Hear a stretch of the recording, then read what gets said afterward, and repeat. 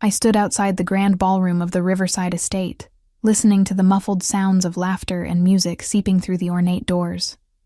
250 guests. My sister had invited 250 people to her wedding reception. Everyone except me. The invitation had arrived 6 weeks earlier, elegant cream cardstock with gold embossing. I had opened it with excitement, already planning what I would wear, what gift I would give. Then I read it. Adults only reception to follow. When I called to ask if that meant what I thought it meant, Valerie had been crystal clear. The venue is small, Christina.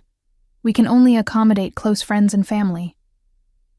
I am family, I had said, keeping my voice steady. I am your sister. I know, but Brandon has a huge extended family. His parents are paying for most of the wedding, so they get final say on the guest list. I am sorry. I had hung up before she could hear my voice crack. 28 years of being second best. 28 years of being the responsible one while she played the golden child. And this was how it ended. Not invited to my own sister's wedding reception. But I went to the ceremony anyway. I sat in the back row of the church, watching her glide down the aisle in a dress that probably cost more than my monthly mortgage payment. She looked beautiful. She always did. That was part of her power. When the ceremony ended, I tried to catch her eye as she walked back down the aisle, her arm linked through Brandon's. She saw me. I knew she did. But she turned her head, whispered something to her new husband, and kept walking. Now I stood outside the reception venue, debating whether to leave or confront her. The rational part of my brain told me to go home, to let it go, to be the bigger person. But 28 years of swallowing my pride had left me with nothing but an empty stomach and a burning rage. The door opened, and a couple stepped out, laughing about something.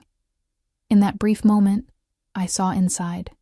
Crystal chandeliers, white roses everywhere, a massive dance floor packed with people. And there, at the center of it all, was Valerie, spinning in Brandon's arms, looking like a princess in a fairy tale. My fairy tale, the one I had paid for. Most people did not know that I owned the house where Valerie and Brandon lived. It had been my grandmother's property, left to me when she passed away 3 years ago. Valerie had been going through a rough patch at the time, freshly dumped by her previous boyfriend, struggling to find work. I offered her the place rent-free, just until she got back on her feet. That was 3 years ago. She never got back on her feet. Instead, she met Brandon, moved him in without asking, and together they treated my property like their personal estate. I never pushed. I never demanded rent. I told myself I was being generous. That family helped family. But standing outside that ballroom, listening to her celebration while being excluded from it, something shifted inside me. Generosity had limits. Family loyalty had boundaries. And I had just discovered exactly where mine ended. I pulled out my phone and opened my email. My property lawyer, Jerome, had sent me documents months ago when I first mentioned that Valerie and Brandon might need to start paying rent. I had never followed through, never wanted to be the bad guy, never wanted to be the sister who kicked her family out. But I was not in the family anymore, was I? The guest list had made that abundantly clear. I scrolled through until I found the template for a formal eviction notice. In our state, I only needed to give 10 days' notice if the occupants were not paying rent. 10 days. I read through the document carefully, then began filling in the details. A burst of applause erupted from inside the ballroom. Someone was making a toast. Probably Brandon's father, talking about how wonderful their families would be together now. How they were all one big happy family. I hit send on the email to Jerome, asking him to prepare the official notice for delivery tomorrow morning. Then I turned and walked back to my car. The night air was cool against my skin, and I realized I was shaking. Not from cold, but from the weight of what I had just done. This was not who I was. I did not hurt people. I did not take revenge. I fixed problems. I smoothed things over. I made peace. but peace required two sides willing to meet in the middle. And Valerie had made it clear which side I was on. I sat in my car for a long moment, hands gripping the steering wheel, staring at the lit windows of the ballroom. Music drifted out, something upbeat and joyful. They would dance until midnight, probably, eat expensive catered food, drink premium champagne, take photos they would treasure forever. And in 10 days, when they returned from their honeymoon in Cancun, they would find an eviction notice taped to the door of the house they thought was theirs. The house that had never been theirs. The house I had foolishly let them believe they could keep forever. I started the engine and drove home, that same sick, triumphant feeling churning in my stomach. This was not over. This was just beginning. The next morning arrived with unexpected clarity. I woke up at 6, made coffee, and sat at my kitchen table reviewing the property documents Jerome had sent over. Everything was in order. The house was solely in my name. Valerie and Brandon had never signed a lease. They were legally classified as guests, which meant I could remove them with minimal notice. My phone buzzed. A text from my mother. Valerie's wedding was beautiful. Sorry you couldn't make the reception. She said space was limited. I stared at those words. Space was limited, as if the ballroom had not been massive, as if 250 people had somehow filled every possible seat. My mother knew the truth. She just did not want to acknowledge it. I typed back, yes, it looked lovely. Nothing more, no accusation, no hurt. Just a simple acknowledgement that left room for nothing else. Another text came through, this time from Valerie herself. Thanks for coming to the ceremony. I know the reception thing was awkward. Maybe we can have lunch when I get back from the honeymoon. Lunch. She wanted to smooth it over with lunch. I did not respond. Instead, I forwarded the message to Jerome along with a note. Please proceed with the eviction notice as planned. Deliver it today. He called me 10 minutes later. Christina, are you sure about this? Family disputes can get messy. I am sure. Once I deliver this notice, there is no taking it back without looking weak. They will have 10 days to vacate.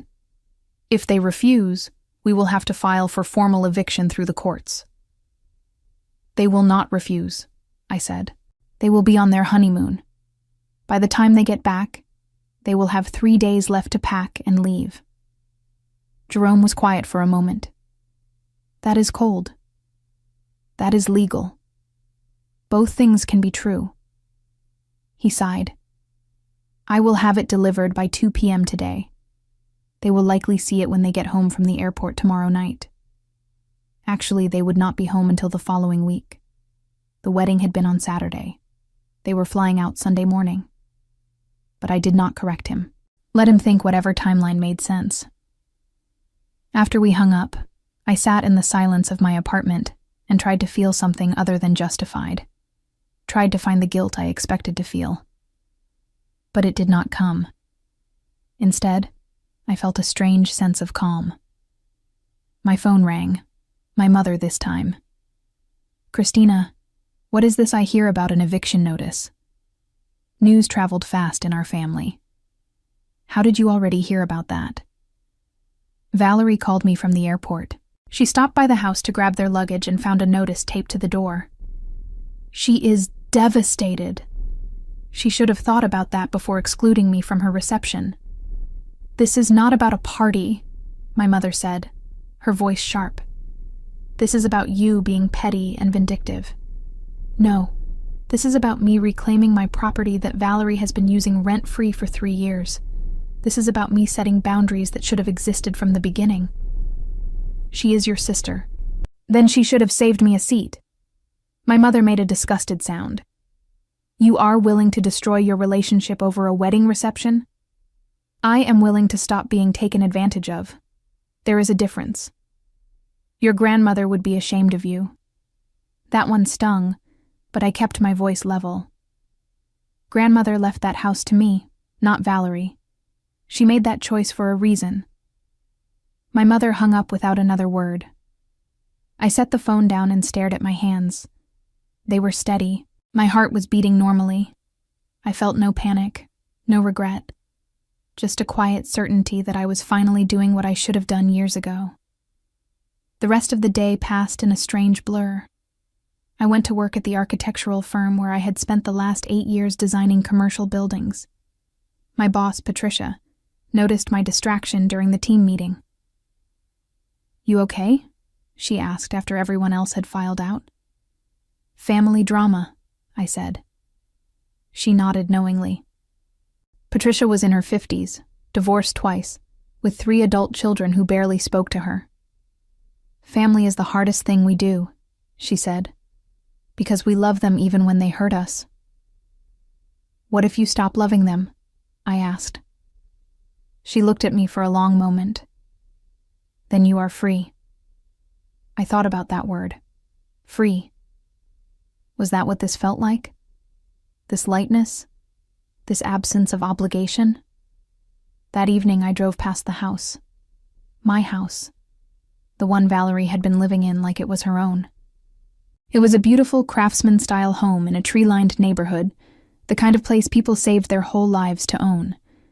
I had inherited it by chance, by being the oldest granddaughter, by being present when my grandmother rewrote her will during her final months.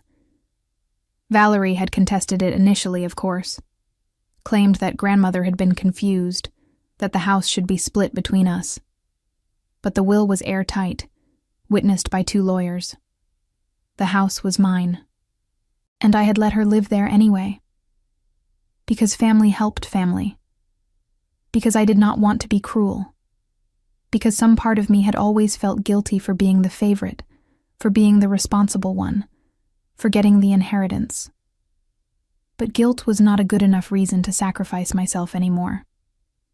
I parked across the street and looked at the dark windows.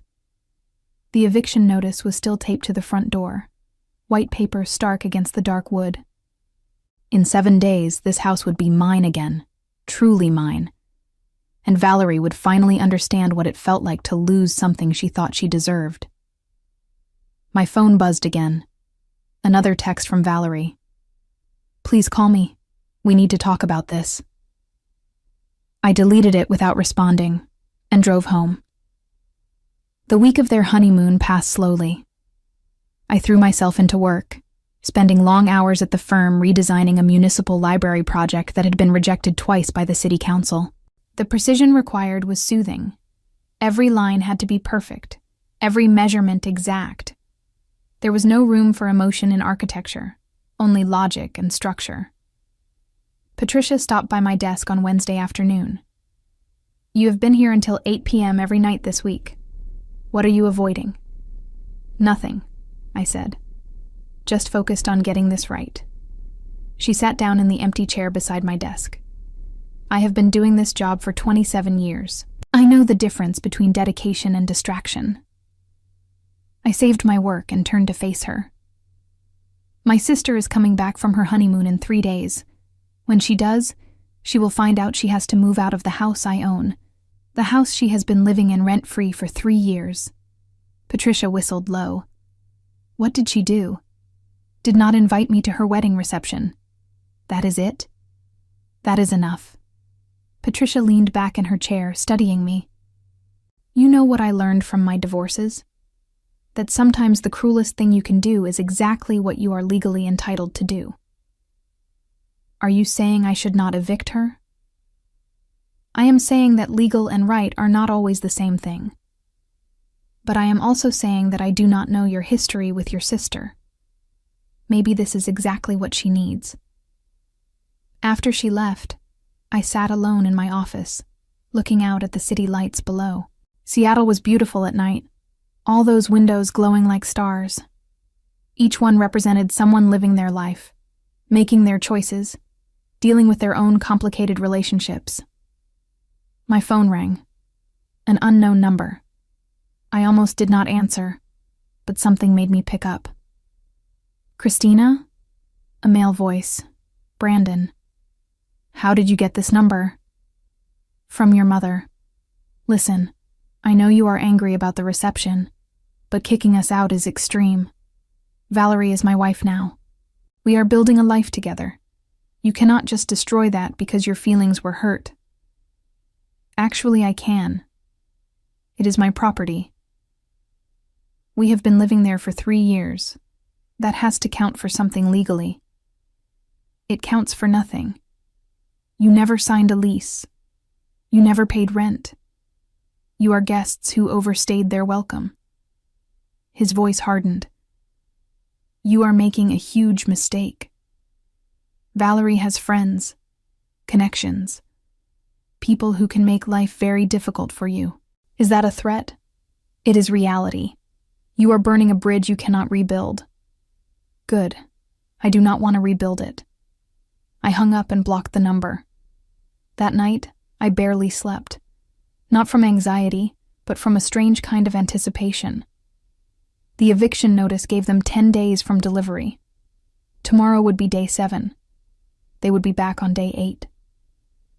That gave them 2 days to pack up 3 years of their lives and find somewhere new to live. It should have felt cruel. Instead, it felt like justice. Thursday morning brought rain, the kind of persistent Seattle drizzle that seeped into everything. I worked from home, watching the clock, knowing that Valerie and Brandon were somewhere over the Pacific Ocean right now, flying back to their new reality. My mother called again. I am not changing my mind, I said, before she could speak. I am not calling to change your mind. I am calling to tell you that your father and I will not be choosing sides in this. There are no sides. There is just me enforcing my legal rights. You are destroying your relationship with your sister over pride. No, Mother. She destroyed our relationship when she looked me in the eye and told me there was no room for me at her reception, when she chose 250 acquaintances over her only sister. This is just me accepting that reality. She made a mistake. She made a choice. And now I am making mine. After I hung up, I opened my laptop and started browsing rental listings. Not for me, for Valerie. I was not heartless. I did not want her homeless. I just wanted her out of my house. I found 3 possibilities in her price range, assuming Brandon's job at the pharmaceutical company paid decently. I forwarded them to her email with a simple message. You have 2 days. Here are some options. She responded within an hour. I cannot believe you are doing this to me. I wrote back. I cannot believe you did not save me a seat. No response after that. Friday passed in a fog of work and waiting. I knew they would be landing around 6 p.m. I knew they would drive home tired and jet-lagged. I knew they would walk into that house and realize the countdown was almost over. Part of me wanted to be there to see their faces. Part of me never wanted to see them again. At 7 p.m., my phone exploded with messages. Valerie. We just got home. We need more time. Valerie. 2 days is not enough to find a place and move everything. Valerie. Please be reasonable. Brandon. We can take you to court for this. Brandon. Unlawful eviction is a crime. Valerie. I am begging you, please. I responded to none of them. Instead, I poured myself a glass of wine and sat on my balcony, looking out at the city. Somewhere out there, Valerie was panicking. Somewhere out there, Brandon was angry. Somewhere out there, my mother was probably telling everyone what a terrible daughter I was. And somewhere inside me, a small voice whispered that I had gone too far, that family was supposed to forgive, that love was supposed to be unconditional. But I silenced that voice with a simple truth. Love should never be one-sided, and ours had been one-sided for far too long. 2 more days. Then the house would be mine again. 2 more days. Then I would finally be free. Saturday morning arrived with unexpected silence. No calls, no texts, no desperate pleas from Valerie or threats from Brandon. Just quiet. I told myself this was good. They had accepted reality and were handling it like adults. But something about the silence felt wrong, like the pause before a storm. I went for a run through my neighborhood, trying to clear my head. The streets were empty except for a few dog walkers and one elderly man watering his garden. Normal. Saturday morning activities for normal people living normal lives. I was not normal anymore. I had become someone who evicted her sister. Someone who chose revenge over reconciliation. And the strangest part was that I still felt no regret. When I got back to my apartment, there was a manila envelope taped to my door. No return address. I opened it carefully. Inside were photos, dozens of them. Pictures of me at work, at the grocery store, walking to my car. Surveillance photos. Someone had been following me. My hand shook as I flipped through them. Some were from months ago, judging by the seasonal clothes I wore. Others were recent.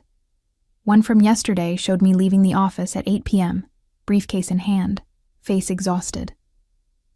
At the bottom of the stack was a note in handwriting I did not recognize. Back off, or everyone sees these, including your boss, including your clients. We have a whole story ready about your unstable behavior. I sat down hard on my couch, my heart hammering. This was Brandon's doing. It had to be. Valerie would never go this far. Would she? I called Jerome immediately. They are threatening you? His voice was sharp. That is harassment, possibly blackmail. We need to document everything. What can they possibly claim in these photos? I am just living my life. Context does not matter if they spin it right. They could claim you have been stalking them, that you are obsessed with destroying their marriage, that you are mentally unstable.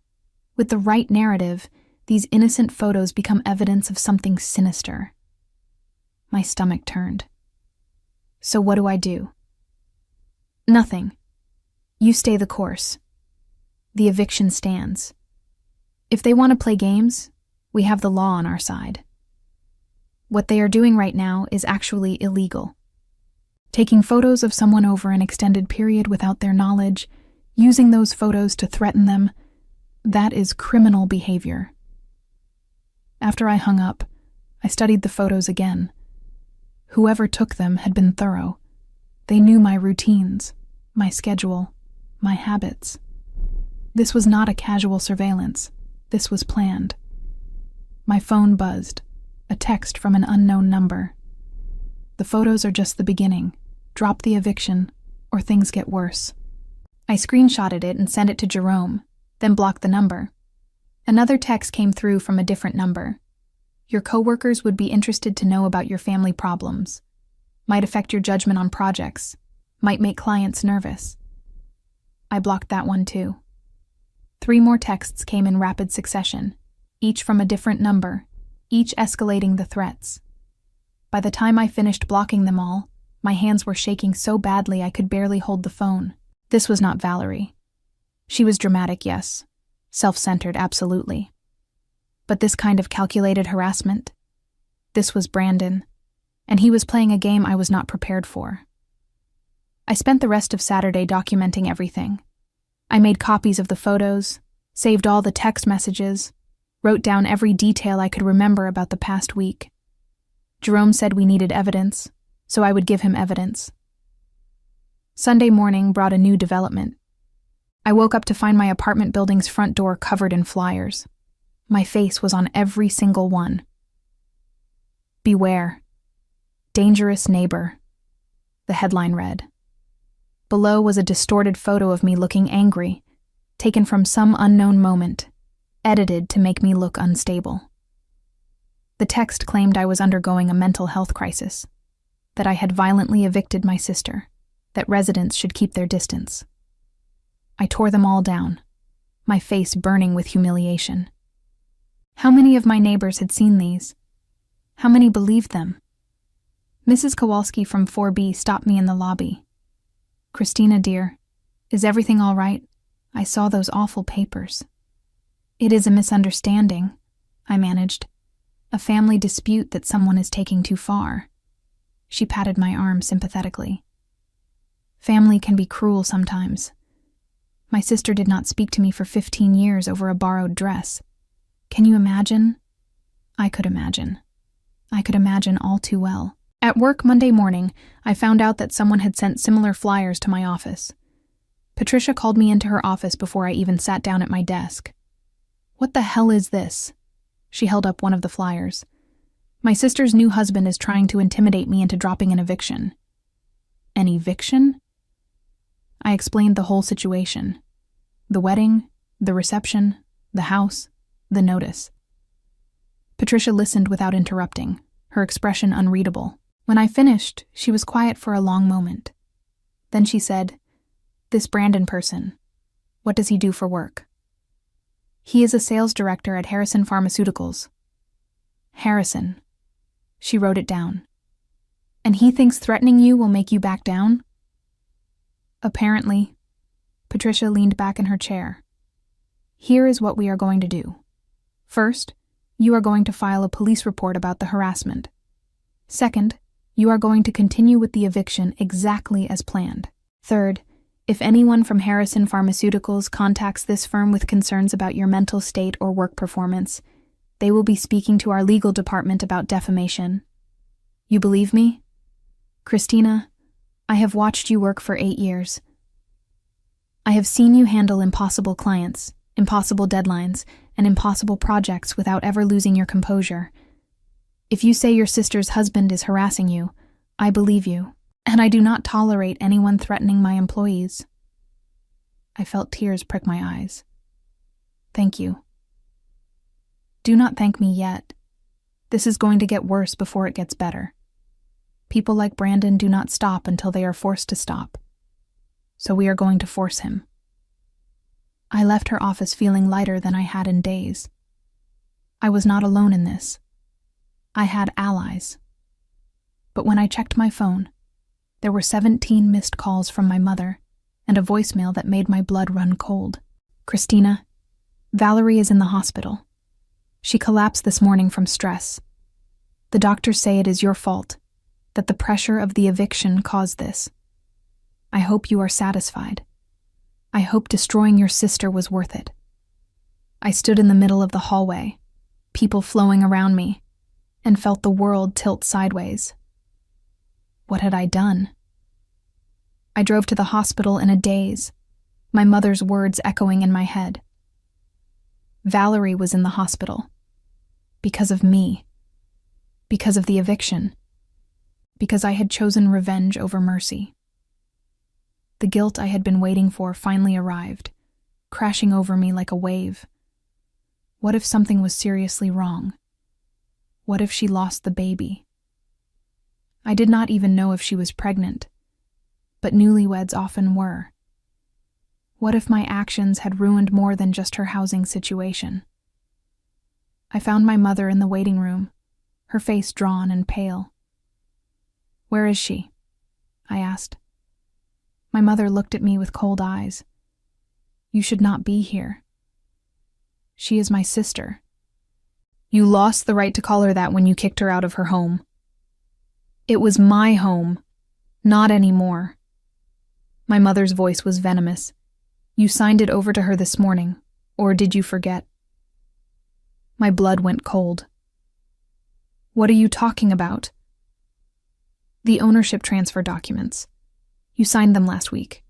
Jerome processed them yesterday. The house is legally Valerie's now." "I never signed anything." My mother pulled out her phone and showed me a scanned document. It was a property transfer form, dated 6 days ago, with my signature at the bottom. My perfect signature. The one I had practiced since college to make it look professional. "This is fake," I said. "I never signed this." "Jerome certified it. He was the witness." "Are you calling your own lawyer a liar?" I stared at the document, my mind racing. This could not be real. Jerome would never betray me like this. Unless... "Where did you get this?" I asked. "Brandon emailed it to me this morning.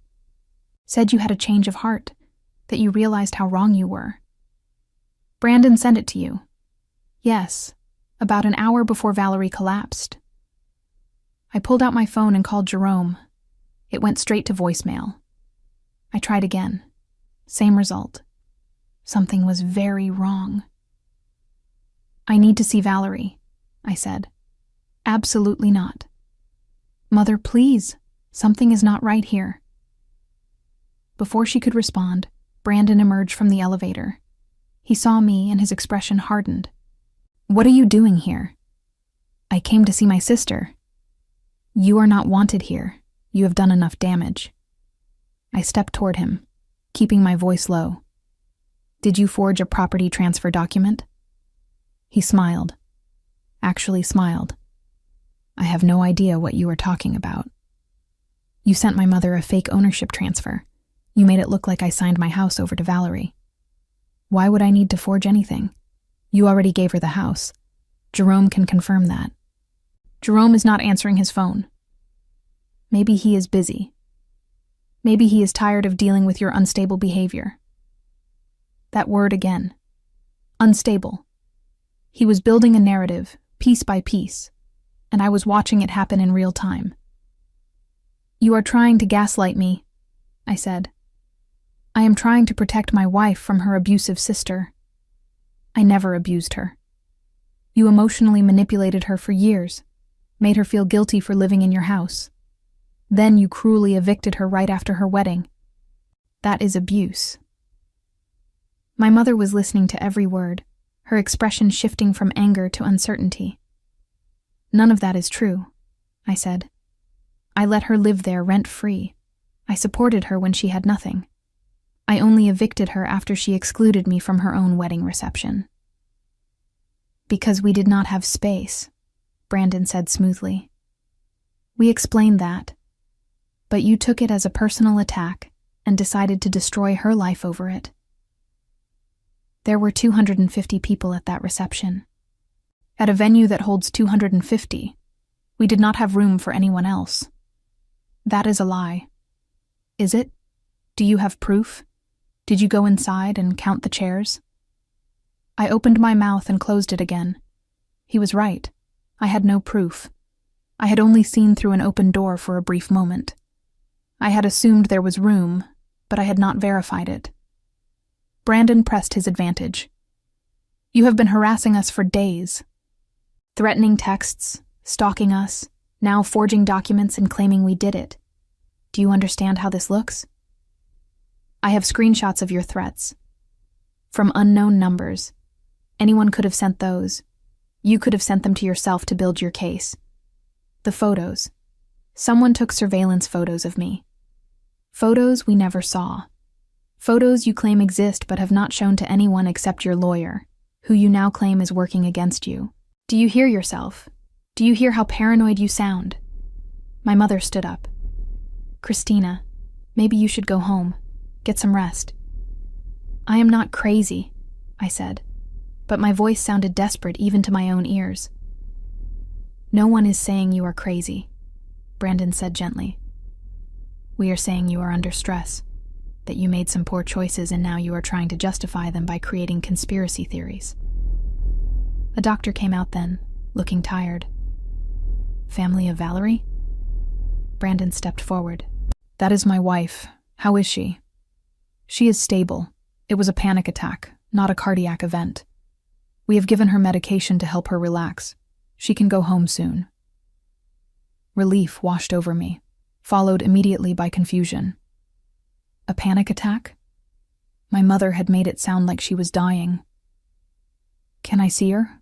I asked. The doctor looked at Brandon, who shook his head. She does not want to see her sister right now. I am afraid we need to respect the patient's wishes, the doctor said. Perhaps give her some space and time. I looked at my mother, at Brandon, at the doctor. They all saw the same thing, an unstable woman who had gone too far and could not admit she was wrong. Brandon had won. He had taken my righteous anger and twisted it into something ugly. He had made me the villain in a story where I had been the victim. I did not sign over that house, I said one more time. My mother touched my arm. Christina, please, go home. We can talk about this later when everyone is calmer. I left the hospital feeling like I was walking through water, Everything was distorted, wrong, surreal. How had this happened? How had I gone from enforcing my rights to being the bad guy? When I got to my car, I found another note tucked under the windshield wiper. Drop everything, and we forget this ever happened. Keep pushing, and you lose everything. I crumpled it in my fist and got in the car. They wanted me to give up. They wanted me to accept defeat and slink away quietly. But they had made one critical mistake. They had assumed I would break. I drove straight to the police station and filed a formal harassment complaint. The police took my statement with professional detachment.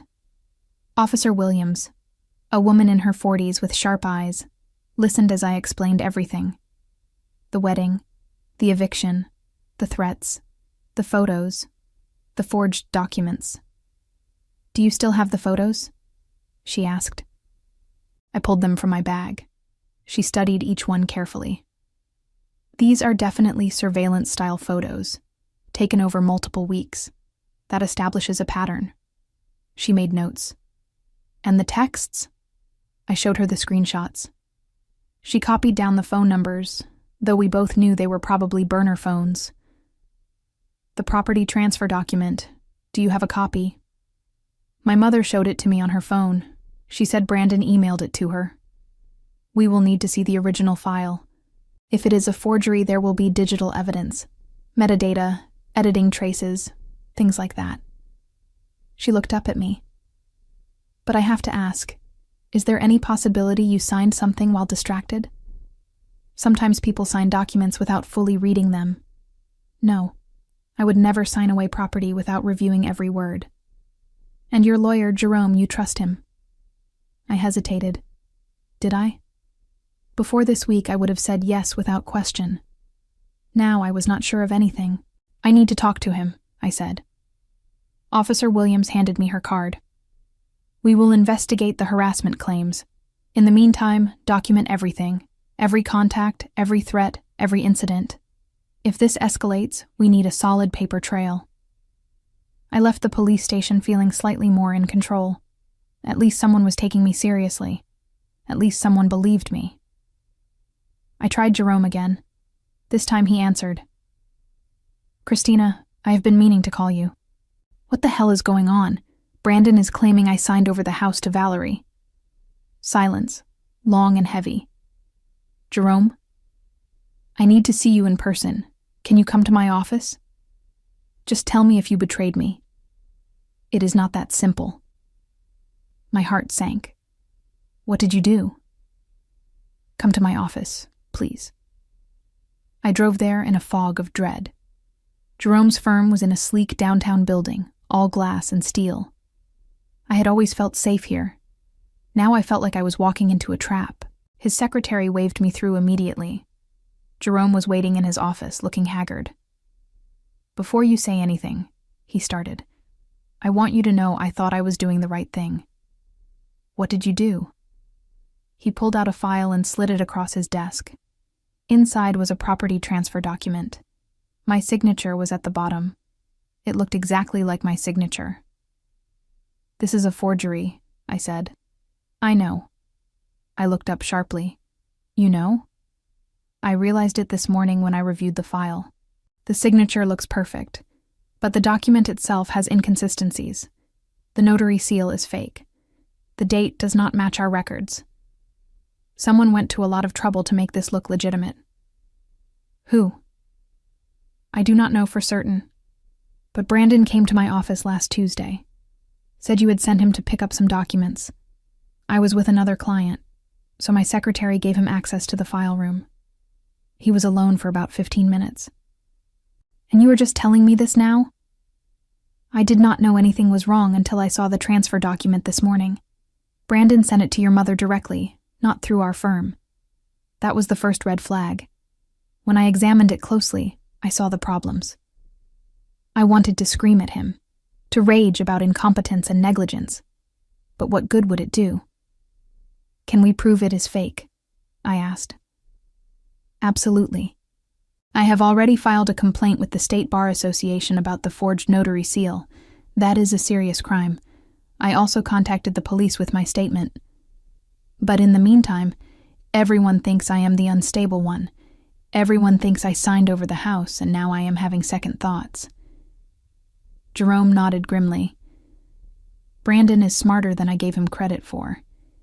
He created a narrative where you look irrational, and he looks like the victim protecting his wife. So what do I do?" "You continue with the eviction as planned. They have until tomorrow evening to vacate. If they do not leave, we file for formal eviction through the courts, and at that point, all of this documentation becomes public record. The harassment, the forged documents, all of it. Will that work?" "It will work, because the truth is on our side. It might take time, it might be messy, but the law is clear. The house is yours. The eviction is legal. Everything Brandon has done is illegal." I left Jerome's office feeling slightly better. At least I had one person on my side who understood what was happening. But when I got home, I found my apartment had been broken into. Nothing was missing. Instead, things had been moved. My laptop was open on my desk, showing my email. My files had been rifled through. My personal photos were spread across my bed. Someone had been here.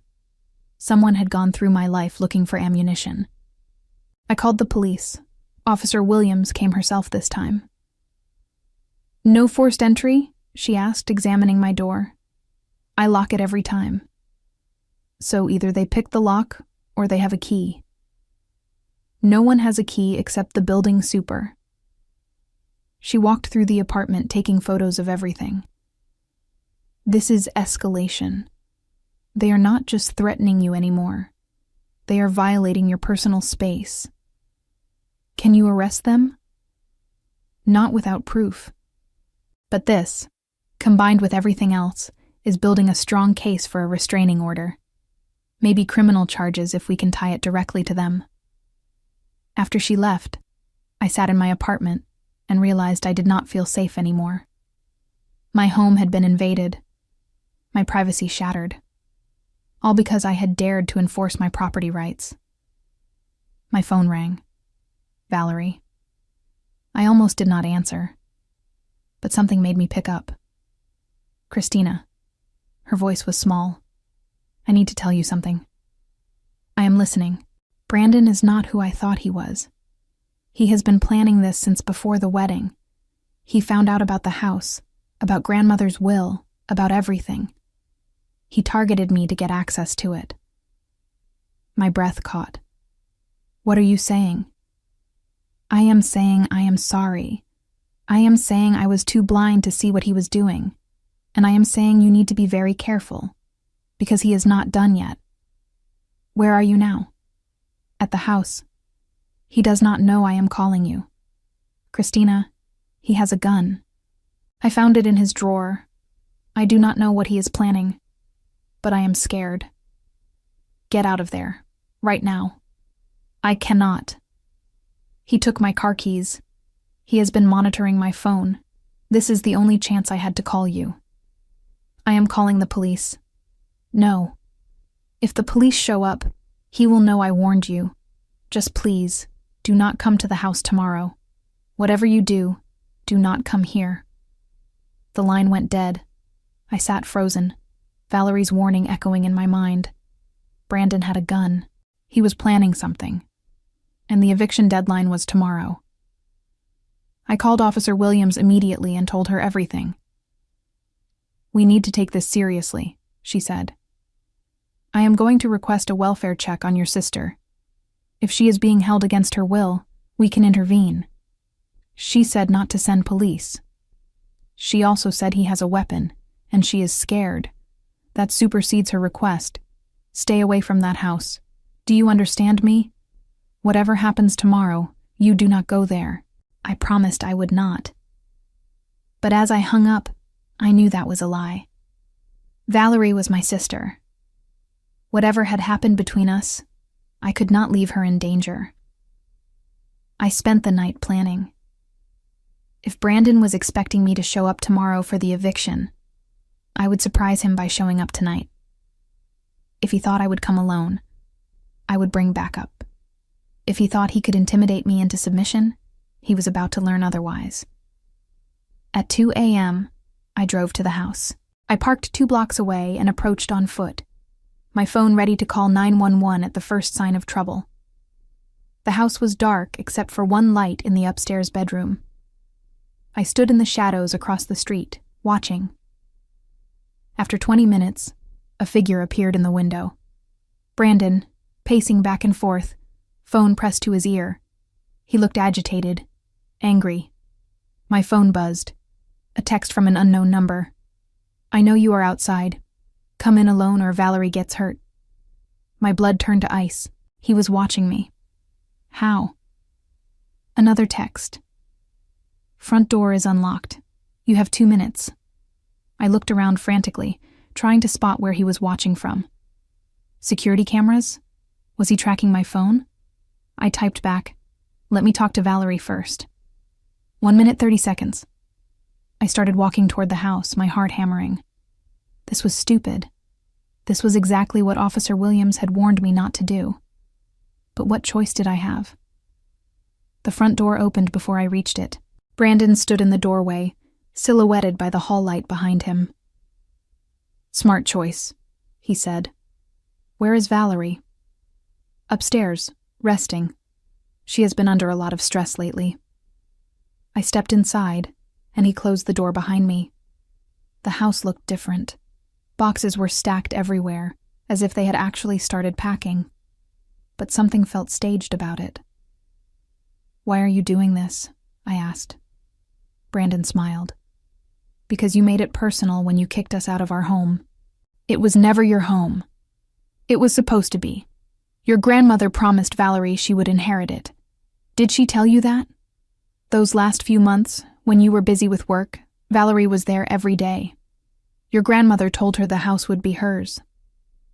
"That is not what the will said." "Because you manipulated her. You were always the favorite. Always the responsible one. You poisoned her against Valerie." "I did nothing of the sort." "Doesn't matter now. The house is about to be mine anyway." I frowned. "The forged document is not going to hold up in court."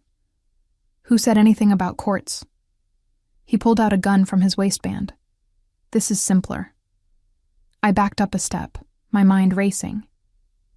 "You are going to shoot me and think you will get away with it?" "I am going to make it look like you broke in, distraught over the eviction, and I defended my home. Valerie will back me up. She always does." "Valerie called to warn me about you." His expression flickered. "She told you that?" "She said you targeted her to get the house, that you have been planning this from the beginning. She is confused. The stress has been affecting her judgment." Footsteps on the stairs behind him. Valerie appeared, her face pale but determined. "I am not confused," she said, "and I am not backing you up anymore." Brandon spun to face her, the gun still in his hand. "Val, go back upstairs." "No." She came down the last few steps and stood beside me. "This is over, Brandon. I called the police before Christina got here. They are on their way." "You did what?" "I told them everything. About the forged documents, the harassment, the threats. About how you manipulated me into cutting Christina out of the reception so you could drive a wedge between us. About how you planned to force her into signing over the house by making her look unstable." Brandon's face went red. "You stupid girl. Do you know what you have done? I stopped you from killing my sister." He raised the gun, pointing it at Valerie now instead of me. "Neither of you are leaving this house." "Then you will have to shoot us both," Valerie said, "because I am not playing along anymore." In the distance, sirens began to wail. Brandon looked toward the door, then back at us. His hand shook. "Put the gun down," I said quietly. "It is over. The police are coming. You have already lost." For a moment, I thought he might actually shoot us. His finger tightened on the trigger, his jaw clenched. Then he threw the gun on the floor and ran for the back door. He did not make it far. The police were already surrounding the house. I heard shouting, then the sound of someone being tackled, handcuffs clicking into place. Valerie collapsed into my arms, sobbing. "I am sorry," she whispered. "I am so sorry." The police took our statements separately. Officer Williams sat with me in the living room, her recorder between us on the coffee table. "You are lucky to be alive," she said. "I know. You should not have come here tonight. I know that too." She studied me for a long moment. "Your sister's testimony is going to be crucial. She is willing to testify about everything, the manipulation, the planning, all of it." She said she would. "Good, because Brandon is claiming self-defense. Says you broke in, threatened him, and he was protecting his wife." I almost laughed. Of course he is. But we have the gun. We have the forged documents. We have the harassment evidence you provided. And now we have Valerie's testimony that he planned all of this. He is looking at multiple felony charges. After the police left, Valerie and I sat in the kitchen of the house that had caused so much pain. The house my grandmother had left me. The house that had nearly destroyed both of us. "I need to explain about the wedding," Valerie said finally. "You do not have to." "I do. Brandon convinced me that you were jealous of my happiness. That you had always been jealous of me. He said the only way to start our marriage right was to set boundaries, to show you that you could not control my life anymore. I never tried to control your life. I know. I see that now. But he was so convincing. He would show me old messages from you, taken out of context, and twist them into proof that you were manipulative. He made me believe I was the victim of your generosity, that you held the house over my head. I never mentioned the house. Not once in 3 years. I know. That was what made his lie so effective. He said you were doing it subtly, making me feel indebted, keeping me dependent. And I believed him because it fit the narrative I wanted to believe. Why? She looked at me with tears in her eyes. Because it was easier than admitting I was the problem. Easier than acknowledging that I had been taking advantage of you for years. That you had every right to be angry with me even before the wedding. Val. No, let me finish. I have been coasting through life expecting everyone else to take care of me. Mom and Dad always did. Then grandmother. Then you. I never had to be responsible because someone always caught me when I fell. Brandon saw that weakness and exploited it. He made me feel like he was the only one who truly understood me, who did not judge me. And in return, I let him turn me against the one person who actually cared about me. I reached across the table and took her hand. He is a con artist. That is what they do. They find vulnerabilities and exploit them. But I let him. I chose to believe his lies because they were more comfortable than the truth. We sat in silence for a moment, holding hands like we had when we were children. The house is yours, I said. Not his. Not as part of some manipulation. But because you are my sister, and you need a place to live. Christina, no. After everything I have done. After everything we have both done. I should have talked to you before sending the eviction notice. I was so hurt, so angry, that I wanted to hurt you back. That was wrong. You had every right to be angry. Maybe. But I went about it the wrong way. I let my pride override my judgment. Valerie wiped her eyes. So where does that leave us? I do not know. We need to rebuild trust. Set boundaries. Figure out how to be sisters again instead of adversaries. Can we do that? I think we have to try. The next morning, Jerome came by with papers for Valerie to sign. A formal lease agreement, reasonable rent, clear terms about maintenance and responsibilities. This makes it official, he said. The house remains in Christina's name, but you have a legal right to live here for as long as you honor the lease. No more gray areas. No more room for someone to manipulate the situation. Valerie signed without hesitation. What about Brandon? What is he facing? Multiple charges: forgery, harassment, stalking, attempted assault with a deadly weapon. His lawyer is trying to negotiate a plea deal, but the district attorney is not interested. They want to make an example of him. Good, Valerie said firmly. After Jerome left, I walked through the house one more time. It looked different now. Not like a prize to be won or a weapon to be used, but just what it had always been. A house, 4 walls and a roof. A place where someone could build a life if they chose to. I need to get back to work, I told Valerie. Patricia has been understanding, but I have projects that are falling behind. Thank you, Valerie said. For everything. For not giving up on me even when I gave you every reason to. We are sisters. That means something, even when it is hard. I drove back to my apartment feeling lighter than I had in weeks. The situation was not perfect. Valerie and I still had a lot to work through. Brandon's trial would be long and probably painful. But for the first time since the wedding invitation arrived, I felt like I could breathe. My phone buzzed. A text from Patricia. Police called. Said you are safe. Take the rest of the week off. You have earned it.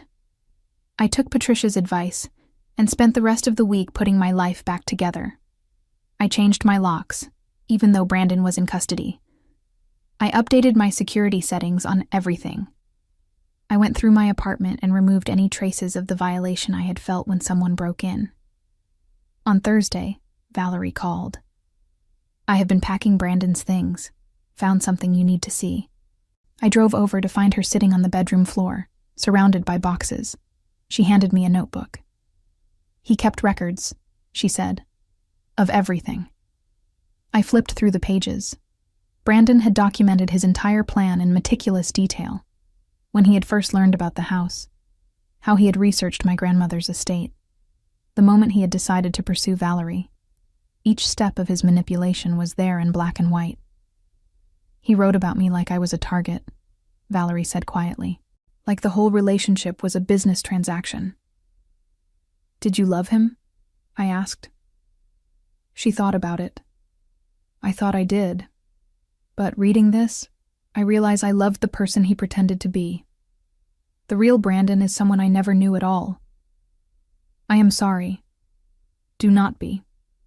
You tried to warn me.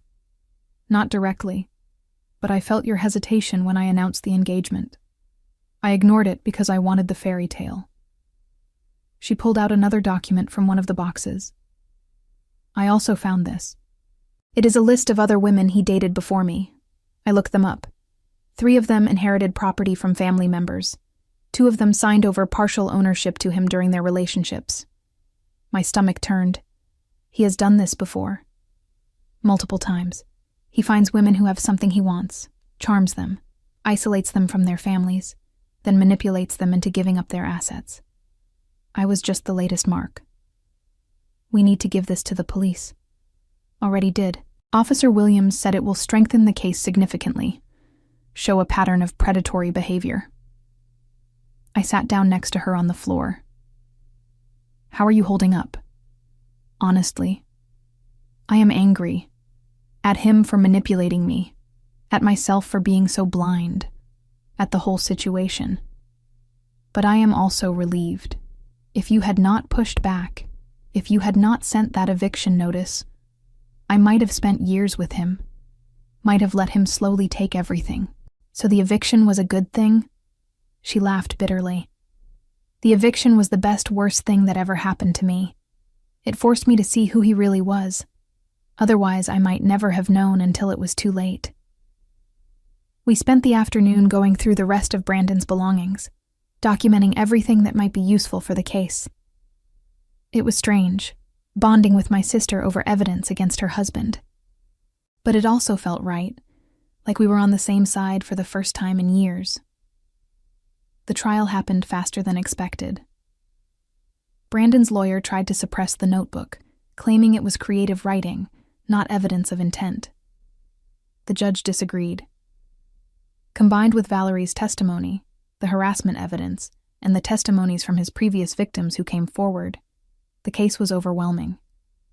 Brandon was sentenced to 8 years for forgery, stalking, attempted assault, and a pattern of predatory behavior against multiple women. His pharmaceutical company fired him immediately. His professional reputation was destroyed. I sat in the courtroom for the sentencing, watching his face as the judge read the verdict. The charming mask he had worn so effectively was gone, replaced by raw fury and disbelief. He had genuinely thought he would win, had believed his manipulation skills would carry him through. When his eyes met mine across the courtroom, I saw the moment he realized the truth. I had not been intimidated. I had not backed down. I had played by the rules and won. As they led him away in handcuffs, he shouted something at Valerie. The guards silenced him, but I caught the words. "You will regret this." "No," Valerie whispered beside me. "I will not." Valerie's life slowly stabilized in the months that followed. She found work at a local art gallery, something she had always wanted to do, but Brandon had discouraged. She started therapy to work through the manipulation and abuse. She made new friends who had no connection to Brandon or his schemes. And gradually, carefully, she and I rebuilt our relationship. Not as it had been before, when I enabled her and she took advantage, but as equals, as adults who respected each other's boundaries, as sisters who had been through fire and survived. Brandon's sentence became a cautionary tale. The women he had victimized before Valerie joined a support group. Several of them pursued legal action to recover assets they had signed over. The pharmaceutical company revised their background check policies. And I received a formal apology from my mother, who finally understood what Brandon had done to both her daughters.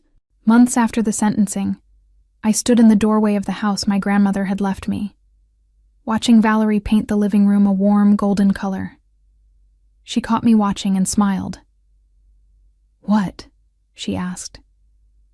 "Just thinking," I said, "about how everything that happened led us here."